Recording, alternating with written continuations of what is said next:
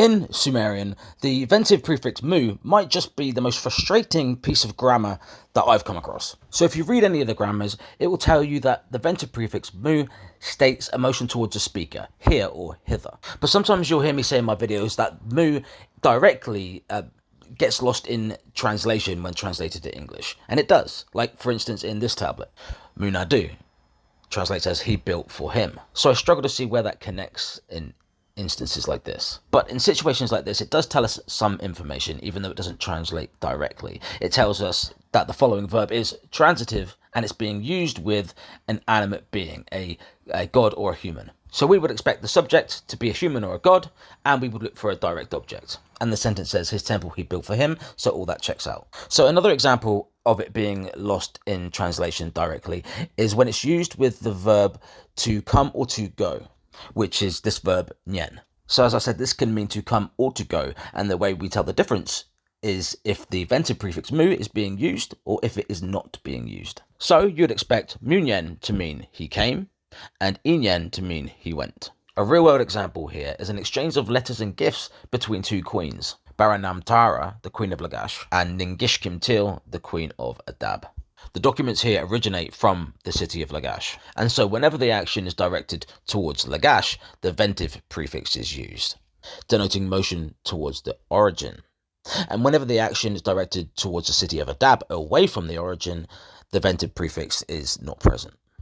And she's using the verb shutaka, which means to send.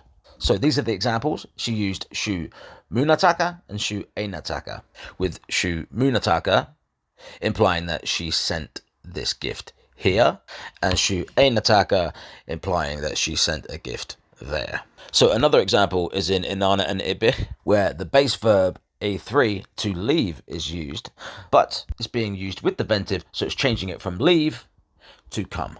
At dusk or in the evening, she came forth regally, or she came forth with authority, rather than she left with authority. And this is a perfect example and give me a perfect segue to answer that question that a friend of mine on here, Dumu Enki, has asked me. And some of you may have noticed that this is not actually mu, and that's okay. This is a rule that the grammar follows in certain periods where the vowel of mu will assimilate to the following vowel, and that, I believe, is what's happening in the example that you sent me. The darkest days of humanity await you. Okay, so let's quickly get rid of the easy bit. This is day, this is dark, this is humanity. Dark days of humanity. But this is the difficult bit, and it is quite confusing, but I think I've sussed it. I'm very confident here that satu is a compound verb meaning to arrive, and meirib is exactly the same as what we was looking at earlier, only it's using the second person rather than the third. And for whatever reason, the ETCSL, being the pain in the ass that it is, has decided to use may in transliteration rather than me, and satu